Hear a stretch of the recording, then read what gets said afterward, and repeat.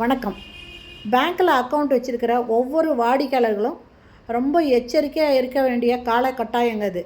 ஏன்னா நிறைய பேர் ஆன்லைன் மூலம் நம்ம பணத்தை கையாடல் பண்ணிடுறாங்க. எவ்வளவோ கேஸுங்க கண்டுபிடிக்க முடியாத அளவுக்கும் ரொம்ப எக்ஸ்பர்ட்டாக அதை எடுத்துடுறாங்க. பேங்க் அக்கௌண்ட்டு எல்லாருமே வச்சுருப்பாங்க. ஒவ்வொரு காரியத்துக்குமே நம்ம பேங்க் அக்கௌண்ட்டு தேவைப்படுது. அதனால் எல்லாருமே மேக்ஸிமம் பேங்க் அக்கௌண்ட் வச்சுருப்போம். அந்த மாதிரி அக்கௌண்ட் வச்சுருக்கிறவங்கள இப்போது ரீசண்டாக ஒரு நூதனமான முறையை கையாண்டிருக்காங்க. அதாவது நம்ம அக்கௌண்ட்டில் பணத்தை அனுப்பி நம்மளை வச்சே அந்த பணத்தை எடுத்துடுறாங்க. இதனால் என்ன ஆகுது அப்படின்னாக்கா, நம்ம மேலே எஃப்ஐஆர் கேஸ் பதிவு பண்ணுற அளவுக்கு போயிடும். நம்மளோட அக்கௌண்ட்டையும் அவங்க ஃப்ரீஸ் பண்ணிவிடுவாங்க.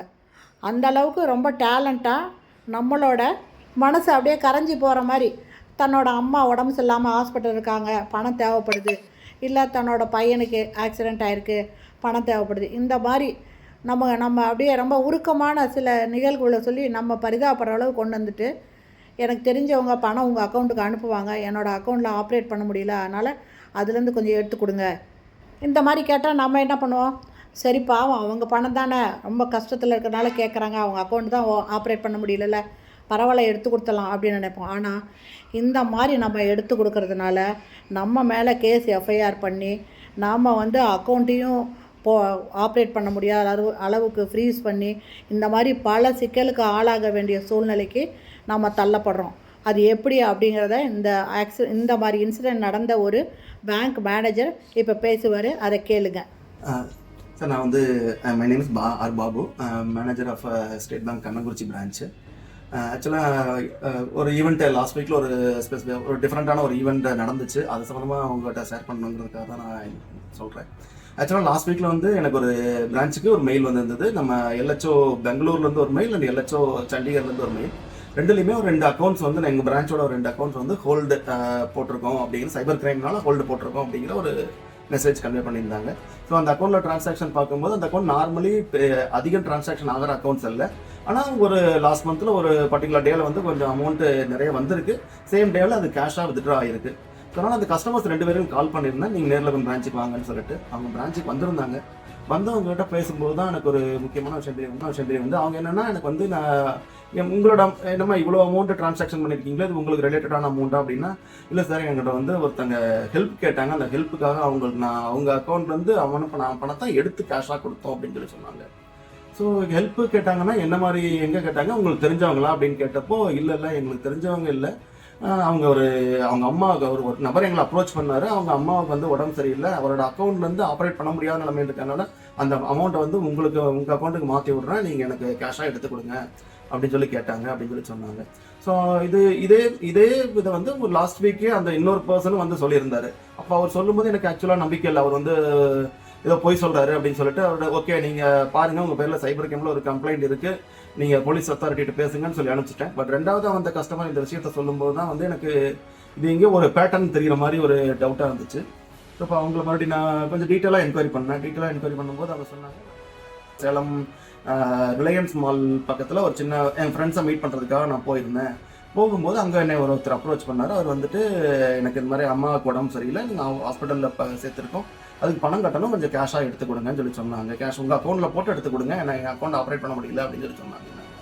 ஸோ அப்போ ஆப்ரேட் பண்ண முடியும்னு சொல்லி சொன்னது மட்டும் இல்லை, அவங்க அக்கௌண்ட்டில் ஃபண்ட் ட்ரான்ஸ்ஃபர் பண்ணிவிட்டு அவங்க கூடவே அந்த இங்கேருந்து கேஷாகவே வித்ட்ரா பண்ணிவிட்டு, கேஷ் வித்ட்ரா பண்ணும்போது பண்ணி கேஷாக எடுத்துகிட்டு போயிருக்காங்க. ஆனால் கேஷ் வித்ட்ரா பண்ணும்போது அவங்க பிரான்ச்சுக்குள்ளே வரவே இல்லை. ஆக்சுவலாக நீங்கள் பணம் அக்கௌண்ட்டுக்கு வந்திருக்கு, நீங்கள் எடுத்து கொண்டு கொடுங்க அப்படிங்கிறது மட்டும்தான் அவர்கிட்ட சொல்லியிருக்காங்க. ஸோ அதனால் அவங்க கேமராவில், நம்ம பிரான்ச் கேமராவில் யார் வந்தாங்கிறது ரெக்கார்டிங்கே ஆகலை. சேம் டைம் அவங்க கஸ்டமருக்கு காலும் பண்ணலை. அதனால் கால் பண்ணாதனால இவங்ககிட்ட அவங்கள பற்றின மொபைல் நம்பரோ எந்த டீட்டெயில்ஸும் எதுவும் இல்லை.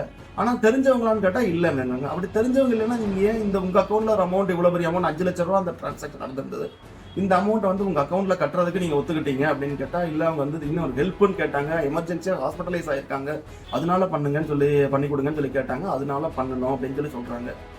ரெண்டாவது கஸ்டமரும் அதே தான் சொல்றாரு. அவரும் ரிலையன்ஸ் மால் பக்கத்தில் ஏஆர்எஸ் மல்டிப்ளெக்ஸ் பக்கத்தில் நான் வந்து டீ சாப்பிட்டு இருந்தேன். அப்போ வந்து எங்கிட்ட கேட்டாங்க, எனக்கு கண்ணங்குறிச்சியில் அக்கௌண்ட் இருக்குன்னு சொல்லி சொன்னோன்னு, ஓகே அப்படின்னா எனக்கு அந்த அக்கௌண்ட்டில் போட்டுவிடுறேன், நான் உங்களோட வரேன், எனக்கு கொஞ்சம் பணம் எடுத்து கொடுங்கன்னு சொல்லி சொன்னாங்க அப்படின்னு சொல்லி அவங்களும் எடுத்துக்கிட்டாங்க.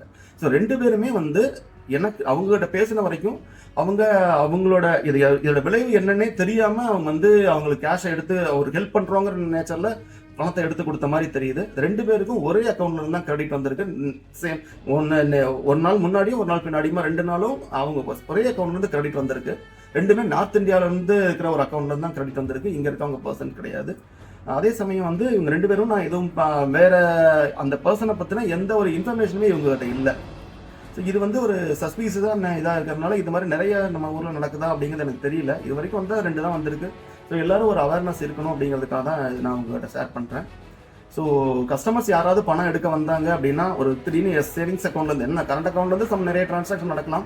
சேவிங்ஸ் அக்கௌண்ட்லேருந்து பணம் எடுக்க வர்றாங்க அப்படின்னா ஒரு குறிப்பிட்ட அமௌண்ட்டுக்கு மேலே ஒரு 4 லட்சம் 5 லட்சம்லாம் ஆகுதுன்னா அந்த அக்கௌண்ட்டுக்கு பணம் என்னைக்கு வந்துச்சு, என்ன மோட்டில் வந்துச்சுங்கிறத ஒரு என்கொயரி பண்ணிட்டு உங்களுக்கு எப்படி இந்த பணம் வந்துச்சுங்கிற ஒரு வார்த்தை கேட்டுட்டு பண்ணுன்னா அவங்கள இதுலேருந்து காப்பாற்ற முடியும். இப்போ இதில் என்ன பிரச்சனைனா அவங்களோட அக்கௌண்ட் வந்து சைபர் கிரைமில், அதாவது இந்த பணம் வந்து சைபர் கிரைமில் என்ன ரிப்போர்ட் ஆயிருக்குன்னா யாரையோ ஏமாத்தின ஒரு பணம், அந்த பணத்தை வந்து எனக்கு வந்து நான் இந்த அக்கௌண்ட்டுக்கு ஒரு குறிப்பிட்ட அக்கௌண்ட்டுக்கு அனுப்பியிருக்கேன்னு அவங்க சைபர் கிரைமில் கம்ப்ளைண்ட் பண்ணியிருக்காங்க. அந்த குறிப்பிட்ட அக்கௌண்ட்டில் இருந்து இந்த அக்கௌண்ட்டுக்கு பணம் வந்திருக்கு. ஸோ அப்போ என்ன ஆச்சுன்னா இந்த அக்கௌண்ட்டுக்கு வந்த பணம் கேஷாக எடுக்கப்பட்டுருச்சு. அப்படிங்கிறனால இவங்களோட அக்கௌண்ட்டை வந்து 5 லட்ச ரூபா அளவுக்கான ஹோல்டு போட்டிருக்காங்க. ஸோ இவங்களால ஃபர்தராக அந்த அக்கௌண்ட்டை ஆப்ரேட் பண்ணவும் முடியாது. சேம் டைம் எஃப்ஐஆர்ல இவங்களும் இன்க்ளூடட் ஆயிருக்காங்க. ஸோ அவங்களுக்கு இந்த ப்ராப்ளம் தெரியாமே இவங்களும் இந்த போலீஸ் கம்ப்ளைண்ட்ல ஒரு பர்சனாக இன்க்ளூட் ஆயிருக்கிறத இப்போ பிரச்சனையாக இருக்குது. இனிமேல் இவங்களால அந்த அக்கௌண்ட் ஆப்ரேட் பண்ணுறதுலையும் பெரிய பிரச்சனை. சேம் டைம் ஒரு கம்ப்ளைண்ட்டும் ஃபேஸ் பண்ண வேண்டியதாக இருக்குது. நம்ம கஸ்டமர்ஸும் இந்த மாதிரி ஃபேஸ் பண்ணாமல் இருக்குது. அதை நம்ம ஹேண்டில் பண்ணாமல் இருக்கோம்னா முடிஞ்ச வரைக்கும் அந்த டிரான்சாக்ஷன் நடக்கும்போதே நம்ம வந்து பார்த்துட்டோம்னா அவங்கள சேஃப்கார்ட் பண்ணலாம். சேம் டைம் யார் எடுக்க வர்றாங்க அப்படிங்கிறத நம்மளால கண்டுபிடிக்க முடிஞ்சால் இன்னமும் கூட பாதுகாப்பான முறையில் நம்ம கஸ்டமர்ஸ்க்கு ஹெல்ப் பண்ண முடியும்னு நினைக்கிறேன். நமக்கு தெரியாத யாராவது ஒரு தேர்ட் பர்சன் வந்துட்டு இந்த மாதிரி உங்கள் அக்கௌண்ட்டில் பணம் போடுறேன் கொஞ்சம் எடுத்து கொடுங்க அப்படின்னு எந்த மாதிரி சூழ்நிலையில் கேட்டாலும் சரி, அதை நீங்கள் செய்யாதீங்க. அந்த தவறை செய்யவே கூடாது நம்ம. ஓகே ஃப்ரெண்ட்ஸ், இந்த வீடியோ கண்டிப்பாக உங்களுக்கு பயனுள்ளதாக இருக்கும்னு நம்புகிறேன். இந்த வீடியோ பிடிச்சிருந்தால் லைக் பண்ணுங்கள். தேங்க்யூ.